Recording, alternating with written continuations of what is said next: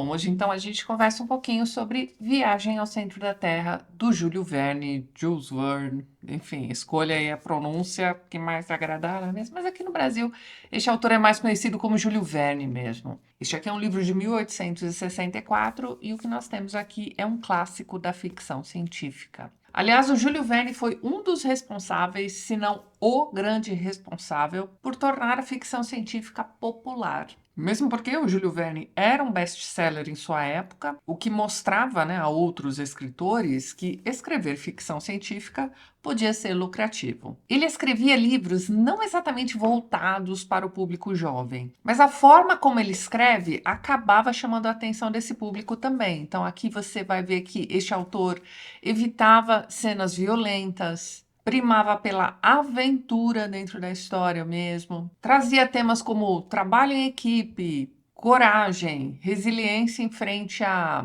dificuldades da vida, não é mesmo? Vicissitudes. E tudo isso escrito com um espírito leve e bom humor. Então, desde o início, eram livros que chamavam bastante a atenção do público jovem, né? Você lê um livro como esse e você sai, né, com um sorriso no rosto, sabe? Agora, o Viagem ao Centro da Terra leva em consideração a teoria da Terra oca, de um astrônomo britânico do século XVII, um rapaz chamado Edmund Halley. O senhor Halley deduziu que a Terra seria oca por dentro, né? Seria como uma concha oca. Só que lá dentro você encontraria outras duas conchas também, né? Cada uma girando em direção contrária. Isso explicaria, por exemplo, em determinados locais da Terra, né, da face da Terra, em que as bússolas ficam meio malucas, né? Elas demoram para achar o norte, o sul, enfim, ou talvez nem encontrem direito, fiquem só rodando. Poderia ter sido um defeito das bússolas daquela época, não sabemos, mas enfim, eu estou brincando. Mas essa seria uma das explicações, né? E aí o que você tem é uma distância grande entre a superfície da Terra e a primeira concha interna. E quando eu digo distância grande, é coisa de 800 quilômetros, tá? Mas então, perceba que naquela época, né, a gente está falando de meados do século XVII, não é mesmo? Você não tinha ali equipamentos, né, precisos para medir a Terra, a não ser aquela ideia que a gente encontra também nas revistinhas da Turma da Mônica dos anos 80, né, em que você precisaria cavar um buraco de um lado ao outro, sair lá no Japão, e aí você conseguiria medir direito, bem, enfim. Não dava para fazer isso, por isso era apenas uma dedução, certo? E naquela época também, os cientistas deduziam esse tipo de coisa, né, fazendo o quê? Observações, né, na própria superfície da Terra mesmo. Tá, depois a gente vai ver direitinho como é que essa ideia do Edmund Halley vai se conectar aqui com a ideia do Júlio Verne aqui para escrever este livro. Mas então, o livro começa, né, na verdade ele é escrito, sendo narrado por um jovem cientista chamado Axel, cientista alemão. Essa é uma história que se passa ali no início, pelo menos, na Alemanha. Então nós temos esse jovem cientista que vive com o seu tio, que é também um cientista, porém já veterano. Ele é um geólogo, professor de mineralogia, já tem uma certa idade e ele é um cara considerado bastante excêntrico, não é mesmo? Se ele fosse pobre, ele seria maluco, mas como ele é rico, ele é apenas excêntrico. Então ele vive num casarão com uma biblioteca imensa, dá aulas em uma universidade, por isso ele é chamado de Professor Lidenbrock. Provavelmente estou pronunciando o nome dele errado, vocês me perdoem, mas então. E ele é bastante famoso, hein? Renomado em sua área. Mas então, o livro começa com os dois mexendo ali nos livros da biblioteca. Na verdade, o professor está meio que organizando aqueles livros, ao mesmo tempo que ele está procurando alguma coisa. E no fim das contas, ele vai acabar encontrando um livro muito antigo. E dentro deste livro você encontra também um pergaminho, na verdade um pedaço de pergaminho apenas. E este pergaminho traz alguns escritos, né, bem estranhos, né, eu diria, mas o professor vai reconhecer aqueles escritos como sendo runas. E logo ele vai chegar à conclusão de que se trata de islandês antigo. E aí começa toda uma, como é que vamos dizer, uma busca destes dois para decifrar o que está escrito ali naquela mensagem. A gente vai acompanhando essas tentativas de decifrar ali o que está escrito, até que o próprio jovenzinho, né, o próprio Axel, vai descobrir o que está escrito. Primeiro eles decifram uma assinatura, né, vão descobrir que aquele pergaminho tinha sido escrito por Arne Saknussemm. E é claro que o professor sabe direitinho quem é esse cara, né? Ele vai dizer, ó, é um nome, e um nome islandês ainda por cima, o de um erudito do século XVI, um célebre alquimista. Vai ficando cada vez mais interessante este livro, hein? Mas então. Mais tarde, é o próprio sobrinho do professor quem vai decifrar o que está escrito ali, ó. Tá na página 43 dessa edição aqui da Zahara, hein? Nós temos ali, ó. Desça da cratera de Yokul de Sneffels, que a sombra de Scartoris acaricia antes das calendas de julho. Antes das calendas de julho, hein? Audacioso viajante. E chegará ao centro da Terra. Foi o que fiz. E aí tem a assinatura dele, Arne Saknussen. Pois então, esqueci de dizer para vocês que Axel, quando descobre aqui o significado daquela mensagem, né? Enfim, ele vai descobrir primeiro que se trata de latim escrito de trás para frente. Pois muito bem, ele mostra a mensagem traduzida para seu tio, que vai fazer o seguinte: vai fazer as malas, porque ele decide ir até esta cratera, que fica bem longe, tá? Lembra que eles estão na Alemanha, eles precisam ir para a Islândia, e ele decide que ele não vai fazer essa viagem sozinha. O sobrinho vai junto. Só que esse sobrinho não tá nem um pouco empolgado para essa viagem, né? Ele é um cara meio. Ai, sabe aqueles jovens, sei lá, de seus 20 e poucos anos, ou nem isso, que são meio molengas. Ele não tem muito interesse pelas coisas, sabe? Não é apenas que ele não esteja empolgado com a viagem, é que ele não quer ir mesmo de jeito nenhum. Então, assim, ele começa a pensar: poxa, vou sair aqui do conforto do meu lar para fazer uma viagem ao centro da Terra, né? Que negócio é esse? Além disso, eles teriam que descer a cratera, né, para chegar ao centro da Terra. E ele morre de medo de altura. Então, assim, ele não quer ir. Sem contar que ele tem uma namorada que também ajuda aqui esse professor, né? E ele não quer deixar a namorada sozinha. Ele começa a achar inúmeras desculpas para não fazer esta viagem. Mas quando ele vai conversar com a namorada, ela mesma vai dizer para ele: olha só, você tem que ir, você vai. Fique tranquilo que eu vou te esperar e vamos fazer a mala agora. Então ela o incentiva a fazer esta viagem e ele acaba indo. Então as malas estão prontas, os dois começam a viagem. Como eu disse para vocês também, a cratera, né, o portal para o centro da Terra, fica longe pra caramba. Então eles precisam fazer uma viagem longa até lá, veja bem. E aí quando eles chegam lá, na Islândia, digo, eles vão precisar de um guia, porque eles não conhecem aquele território. E aí eles contratam um cara que é um caçador destemido ali da região, enfim, é esse cara quem vai servir de guia para eles. E aí, durante essa jornada, a gente vai ter como é que vamos dizer, um esforço, né, dessas três pessoas, dos três componentes desta trupe, né, para que o Axel perca o seu medo de altura. Com a ajuda do guia, eles vão encontrar o vulcão, cuja cratera é a entrada para o centro da Terra, e vão começar a descida. Só que veja bem, a descida desta cratera começa no capítulo 16. Então você vai levar praticamente um terço da sua leitura, não sei se dá para vocês verem aí direitinho, no preparo para essa descida, tá? E aí segure sua ansiedade. Na verdade não vai ser preciso não, porque a leitura dos livros do Júlio Verne, gente, rendem pra caramba. Você realmente vai chegar rápido aqui ao capítulo 16. Mas então, eles conseguem descer através dessa cratera, começam a percorrer ali os corredores subterrâneos, vão ultrapassando obstáculos e vão ultrapassar também algumas dificuldades causadas por eles mesmos, assim, por pura, sei lá, falta de informação, talvez. Então, por exemplo, eles não levam tanta água assim, porque eles imaginam que eles vão encontrar água no subsolo. Sem contar que eles levam também mantimentos para cerca de 6 meses. E aí essa conta também foi meio errada, enfim. Mas a grande questão aqui é a falta de água. Essa falta de água, né, como eles passam alguns dias ali percorrendo essas galerias subterrâneas e tudo mais, vão levar o Axel praticamente a ter uma crise ali de desidratação, ele quase morre. Até que finalmente eles encontram água, fica tudo bem, mas enfim, essa é uma parte bastante tensa da história, certo? Outra parte tensa da história é quando este rapaz aqui, porque é tudo com ele, né? Tudo acontece com ele, vai se perder do tio e do guia. Então, assim, ele tem certeza de que ele tá andando na frente dos dois ali. Se ele chamar, os dois vão atender e tudo mais, de repente ele se perde. E aí ele começa a ter um desespero, porque além de medo da altura, né, ele meio que tem um medo de escuro também, né? Então ele tá lá com a lanterninha dele, fica desesperado, né, para tentar encontrar o caminho de volta pro tio e pro guia.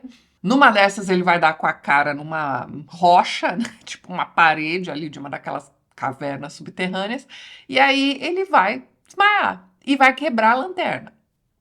Mas dali a pouco também todo mundo vai se reencontrar, vai ficar tudo certo, enfim.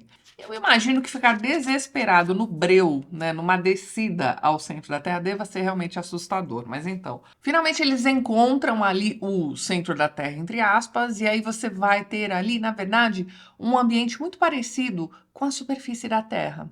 Então, eles estão em meio a uma floresta, dali a pouco eles encontram um oceano, existem ilhas, o lugar todo é bem paradisíaco mesmo, e eles vão encontrar vida lá também. Só que não é uma vida qualquer, eles vão encontrar, por exemplo, dinossauros. Acho que tem até uma ilustração aqui disso, mas então, eles encontram dinossauros, encontram homens primitivos também. Tá tudo lá, guardadinho nesse centro da Terra. Você tem um ambiente assim, como é que vamos dizer, agradável, iluminado, tá? Então não existe assim uma explicação. Aqui, ó. Tipo um Jurassic Park no meio da Terra. Não sei se está dando para vocês verem aí os dinossaurinhos, mas então. Curiosamente, o centro da Terra é iluminado, eles não sabem explicar aquilo ali direito, mas a dedução é de que reações químicas ali do lugar fazem com que o lugar fique iluminado. A gente aceita, não é mesmo? Mas então, o centro da Terra para o Júlio Verne aqui neste livro é similar à superfície da Terra em termos de condições para a vida. Então, o ar é respirável, você tem água potável, existe essa questão da luminosidade inexplicada, mas explicável por meio dessas reações químicas que acontecem ali. Você não tem um sol propriamente dito ali naquele lugar, mas tudo bem. Seres humanos poderiam viver ali tranquilamente. E ao contrário do que se imagina, né, a respeito do centro da Terra, você não tem ali um ambiente insuportavelmente quente.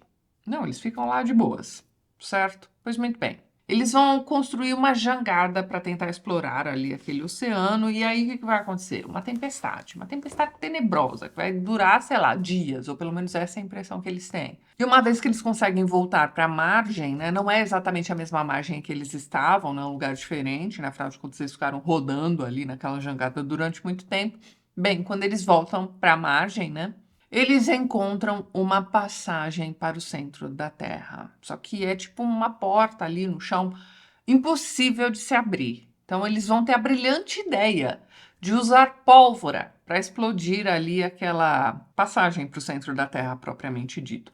É aqui nesse momento que a gente precisa se lembrar da teoria da Terra Oca lá do Edmund Halley, né? Então, aquela segunda superfície em que eles estão, na verdade, seria a superfície de uma dessas conchas ocas do interior da Terra. Então, aquele lugar todo bonito, né? Aquela segunda Terra que eles encontram lá dentro, não é exatamente o centro. Eles ainda precisariam adentrar, né, por aquela portinha que eles não conseguem abrir. Então, eles vão tentar explodir a porta, e é óbvio que eles vão, né, perceber que isso não vai dar certo e, além disso, eles serão propulsionados, né, serão expelidos por conta dessa explosão. Então, eles vão parar na superfície da Terra novamente. Só que, curiosamente, né, bem, eles atravessam, né, nisso deles serem propelidos, eles vão sair pela boca de um vulcão. Só que não era o mesmo vulcão que eles usaram, né, para descer ao centro da Terra. Eles não estão na Islândia, então eles precisam descobrir onde eles estão e aí finalmente a gente entende que eles estão na Itália. O importante é que tá todo mundo firme e forte, né? Tá todo mundo vivo, né, inteiro. E aí eles voltam para casa, né? O guia volta para a Islândia, o tio e sobrinho voltam para a Alemanha. O professor resolve compartilhar não só aquele pergaminho, como também seu relato de viagem ali, né? Ele vai contar para uma comunidade científica tudo o que aconteceu, não é mesmo? E aí ele compartilha esse conhecimento, deixa lá o pergaminho também para que outros possam empreender aí, né, novas tentativas de conseguir entrar ali no centro da Terra propriamente dito. O Axel vai escrever este livro, né, este livro todinho aqui em primeira pessoa, então este é o livro que o sobrinho escreve quando eles voltam para casa. E ele está muito satisfeito, obrigado aí com essa primeira empreitada que ele faz com o tio, ele não pretende tentar voltar ao centro da Terra novamente. Já tá boa aquela experiência. E assim, ele não se arrepende de ter vivido aquela aventura com seu tio. Mesmo que os dois não tenham conseguido adentrar aquela portinhola, né, e entrado enfim, no centro da Terra, exatamente. Porque a experiência dessa viagem foi transformadora para o Axel. Lembra que eu falei para vocês que ele começa ali como um jovem molengão que não quer viver aventuras, quer ficar lá quietinho na cama quentinha dele, enfim. A questão é que durante esta viagem aqui que ele faz com o tio e com o guia, ele superou, dentre outras coisas, o medo de altura, o medo do escuro, o medo do desconhecido, viveu uma aventura que nunca imaginou viver, quase morreu mais de uma vez e voltou vivo para contar a história. Então ele amadureceu, aprendeu a trabalhar em grupo, ou seja, a depender dos outros e também a ser responsável pelo bem-estar de outros também. Foi o mais próximo do centro da Terra possível e voltou. Se você parar para pensar, o Exo passa por uma jornada do herói praticamente completinha. Só lembrando que quando a gente fala de Jornada do Herói, a gente está falando do livro do Joseph Campbell, né, O Herói de Mil Faces, que já tem vídeo aqui no canal. Eu vivo recomendando este vídeo para vocês, porque ele está realmente muito bom. Se você não viu, não deixe de ver agora. Vai complementar bastante aqui a leitura, vocês vão entender direitinho aí as etapas da Jornada do Herói. E o que é exatamente aquele livro, tá? Ele não é um guia de roteiro, um guia de criação de personagem, nada disso. Então veja aquele livro e para de dizer bobagem a respeito dele por aí, tá? Mas então, o Axel meio que vive sua jornada de herói ali durante esta jornada que ele faz com o tio. Afinal de contas, ele vai crescer e se desenvolver a cada uma das provas pelas quais eles passam. É um livrinho bem interessante, viu, pessoal? Não é o meu favorito do Júlio Verne. Eu gostei bem mais do 20 Mil Léguas Submarinas. Para mim, foi uma excelente porta de entrada. Também gostei bastante do Volta ao Mundo em 80 Dias. Este aqui é legal e tudo. Bem divertido também, uma leitura que, como eu disse para vocês, não pesa. E é aquele tipo de livro que, quando você termina de ler, você tá sorrindo à toa. Porque Júlio Verne realmente sabia contar suas histórias, gente. Então, apesar de não ter gostado tanto assim, para mim foi uma leitura bem prazerosa. Entretenimento de qualidade, minha gente. Então fica aqui a dica para vocês. Vou deixar os links para as demais resenhas aqui do canal para outros livros do Júlio Verne na descrição deste vídeo também. E é isso, eu vou ficando por aqui, mas antes gostaria de mais uma vez agradecer a todos os apoiadores do canal. Vocês estão vendo os nomes deles aqui ao lado e na descrição do vídeo você também encontra os links para os perfis literários do pessoal que apoia o TLT e que também produz conteúdo sobre livros aqui no YouTube e no Instagram. Caso você queira se tornar um apoiador do canal, já deixo aqui meu muito obrigada de coração. Dê uma olhadinha no primeiro link que eu vou deixar na descrição deste vídeo. E se você tiver um tempinho, dê um pulo lá no Instagram também. O link também estará aqui na descrição do vídeo. Lá você vai encontrar uma bolinha de destaque, onde eu tiro todas as dúvidas de vocês a respeito do Apoia-se, explico direitinho como é que funcionam as recompensas. Vale a pena vocês darem uma olhadinha por lá antes de se tornarem apoiadores do TLT, certo?